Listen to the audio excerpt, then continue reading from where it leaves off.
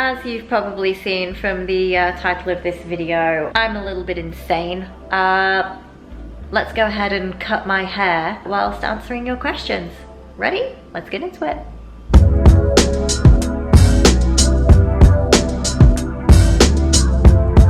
First of all, if you're new here, welcome. I think we are currently at about 94,000 subscribers, which is utterly blowing my mind. With that influx of new subscribers, I have been absolutely bombarded by questions, which I love, but it's getting really difficult for me to reply to every individual message. It's killing me. Like, I want to literally just like put everything in my brain into a pill form and just like give it to you so that you can just know everything. So I thought, why not do an FAQ and try and get through as many of these questions as I possibly can. If you like this kind of video, I'm happy to like amass questions and then maybe like once a month just do like a mass FAQ. I don't know.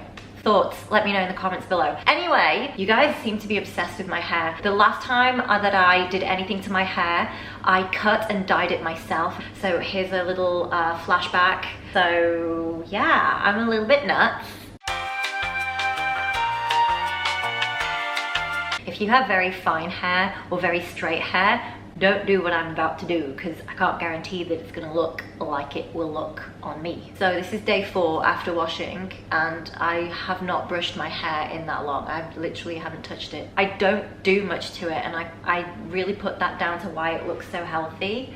I don't blow dry it, I don't straighten it. I try not to use sulfates in my shampoo and I don't use anything with silicone in it either. Plus, I'm very healthy. I don't eat processed foods. I don't eat a lot of sugar. I eat low carb, high fat as well. So a lot of salmon and butter and fatty meats. And I contribute my skin and my hair to that as well massively. And bone broth. Have you done my bone broth yet? Because if you haven't, you need to. It's here. Watch that. I'm gonna try not to ramble too much. I'm already rambling. First question I got is from Hitched Heavily. Hey girl. I would love to know your favorite brand of leggings. It's hard to find a good pair. Peach emoji. I pretty much live in Lululemon. I just love the quality. I love the fabric. I'm not sponsored by them. I wish I was. Lululemon, hit me up. Lululemon Align and Wonder Under seem to fit me best. I've yet to find a pair of leggings that I absolutely love for weight training and for girls who have a bit more of a booty, because that is difficult. I'm also a fashion designer by trade, what I studied at uni. So one day I would love to have my own activewear line because I'm just not satisfied. It is so hard to find a good pair.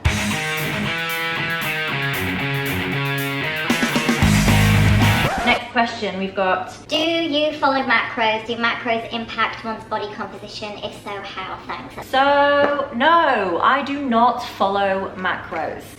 Shocking, I know, right? I used to when I was a bikini competitor. Of course, when you're doing something like that, you have to kind of know what you're doing and your diet's very strict, your training's very strict. I eat intuitively now, so I don't count my macros and I don't believe that anyone needs to either. If you're just a normal girl trying to get fit and be healthy and look your best, then I think counting macros can do more damage than good. I think this whole epidemic of MyFitnessPal, counting calories, weighing your food is absolute insanity, and we haven't evolved over millions of years to have to do this crap. You've got to learn how to connect to your body and how to start understanding what your body needs and when. I think following textbook rules might give you a foundation to kind of learn the basics, but eventually your goal should always be to eat intuitively. If you're eating nutrient-dense food and you're listening to your own hunger, then macro counting kind of becomes irrelevant. If you want to see that video on counting calories, tracking macros, and how to go about that, and should you and how should you do it, please comment below. Moving on. How to quit sugar. Sugar is extremely addictive. Okay, so this all comes down to your gut microbiome. You've got like trillions of bacteria in your gut. What you are eating is actually not really feeding you, it's feeding the bacteria in your gut. And some of these bacteria are good, and some of them are not so good. That's when you're craving sugar, is because those little critters are craving it. They want you to eat sugar. They literally send a message to your brain that tells you, I want sugar, I want sugar. It's not you that's craving the sugar, it's the bacteria in your gut. You're literally not in control. The only real way to do it is go cold turkey. You've got to find a way to stop having sugar in your diet. Eating foods high in magnesium, dark leafy greens, potassium, eating a diet higher in fat and lower in carbs, and there will be a period of where your microbiome changes when that bad bacteria dies off and the good bacteria proliferate. I know it sounds insane, but your cravings will literally disappear. Also, a really great way in that interim, that takes a couple of weeks, where you're feeling like absolute shit and you're just like craving non-stop. But in that interim, there are things that you can do, like my healthy chocolate treats. They're totally healthy, guilt-free, you still get your sugar fix, and artificial sweeteners, while I don't recommend you have them long-term, it's a good way to transition. I'm not doing too well, I'm probably going to be silent for so long. I can't answer questions, Andrew. This is not a good idea. I'm not a multitasker. This is not going well. How did you overcome the fear of filming yourself for YouTube if you have it?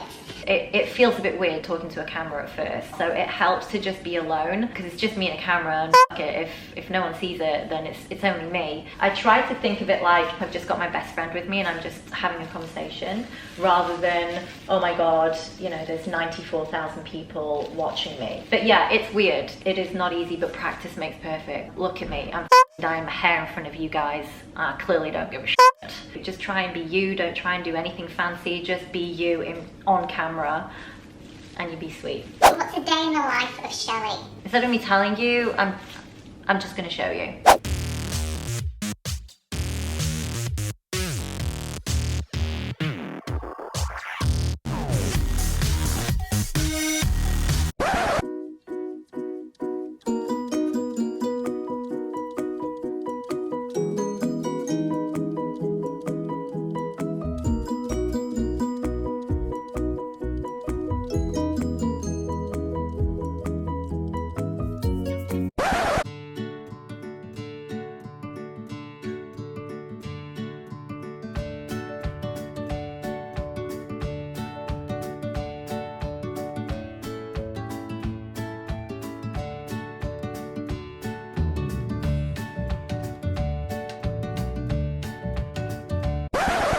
Oh, this is a nice question. This is from Medical Cat. Hello, girl. How did you meet your Viking? The Viking is a pretty elusive guy.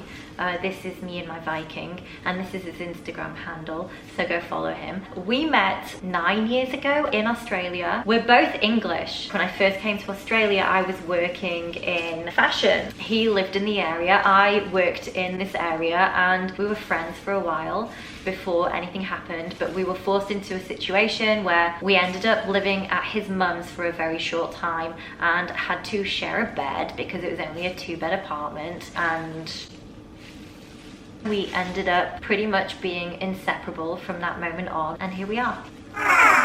If you want to see more of the Viking, you guys need to let me know, because he wants to start his own YouTube channel, because he's amazing, by the way, and he is one of the reasons that I got into fitness. Like, he's a strength coach, been lifting weights literally over 15 years. He's an incredible human being. If you girls have a man who needs a really good role model to follow in the health and fitness industry, the Viking is incredible. Let's put some pressure on him in the comments below. Tell him to start his YouTube channel. Welcome back. Technical difficulties. I finished dyeing my hair, I washed it out, it's the next day, I've re-wet my hair because now I have to cut it. So I'm gonna do the unicorn method to cut long layers into my own hair.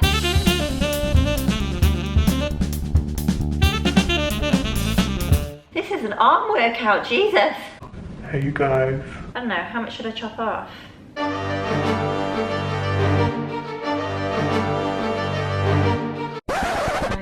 literally just did that, you guys. It's so thick, but I'm just gonna chop up into it like this. I'm so sorry to any professional hairdressers out there who are like, what is this bitch doing? She's cray. now we're just gonna pull this out.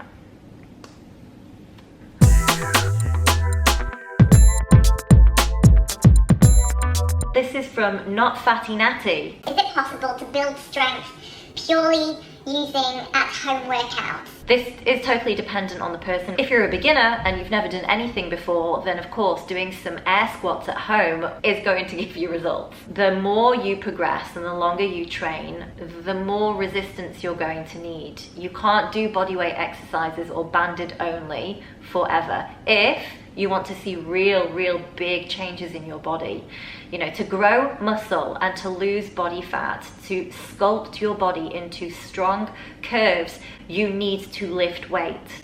So that's not to say that you can't get a great home gym setup. The bare minimum equipment that I would say is essential for you, maybe dumbbells from like 2 kilos to 10 kilos, and maybe some heavier kettlebells, like go up to a 15 or a 20 or a 30 even. Absolutely, get some bands.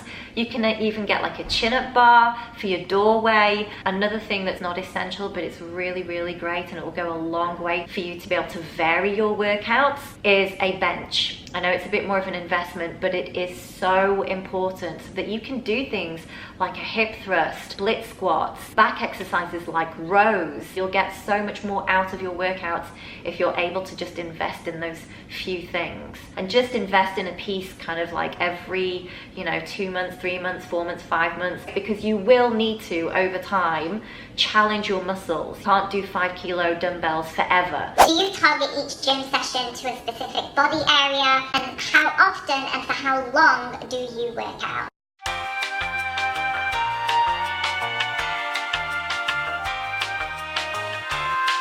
I never stick to one thing and do the same thing forever. I will change up what I'm doing. But generally what I'll do is I'll split my workouts by body parts, 2 to 3 lower body days. One might be a very glute specific day where I might do kind of glutes and hamstrings and it's more isolation work. I will always hip thrust, always. But then I might do some more cable work, some single leg work, some very glute specific exercises. And then I'll have a general lower body day where it's more based around heavier lifting, more compound movements. So I'm doing squats, I'm doing deadlifts, I'm doing lunges. If I train with intensity, I am too sore to do any more than 2 sessions a week. So I like to be fully recovered before I hit that muscle group again. If I feel okay, I might do a lighter kind of booty pump day where I might just do very lightweight or just banded even, and it's more just a day of trying to get the most mind muscle connections. That's for my lower body. Then I generally do 2 upper body workouts a week. One will be more back and biceps focused, and that tends to be quite a heavy day as well. And then the other day I'll do more maybe something like shoulders, triceps, abs. So yeah, I train roughly about 5 times a week. Sometimes it's not, sometimes it's only 3 times a week. Sometimes it's 4, but I take rests when I feel I need them. If I'm sore, I don't train, I rest.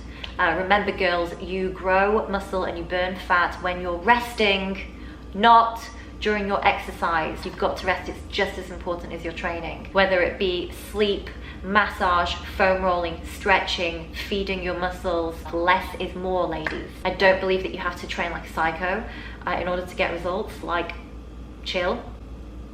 What made you change your life to build your body, and what was the first step that you took? I grew up super shy, skinny, weak. I wasn't sporty at school. I was very geeky. I didn't have a lot of friends. I wasn't popular. I would hide in the toilets when it was time to go and play netball. As I got older, I became very insecure about that. I had no kind of confidence in my own body. And I went through my 20s partying, being really unhealthy, drinking, smoking, binge eating, forgetting to eat. Like, I just did not look after myself at all.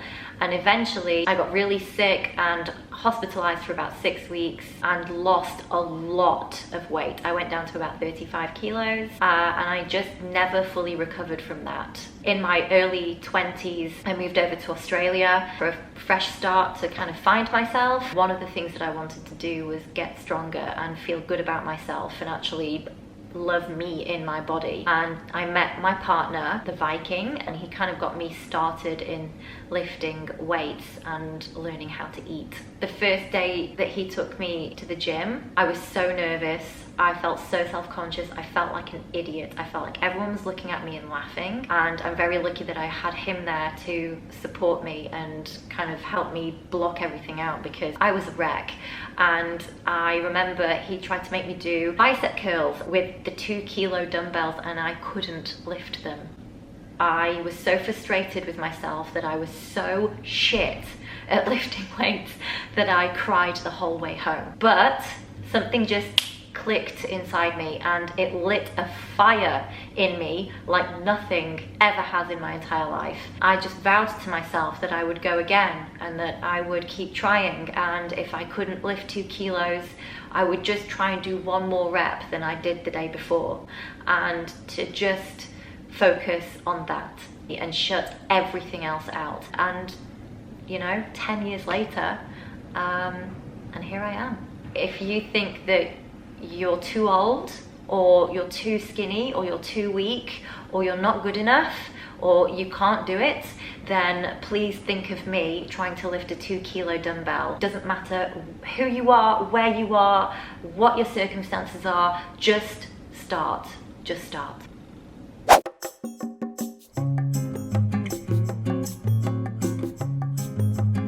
I'm going to insert a beautiful montage now for you so you can see what it looks like when it's all blow dried and beautiful.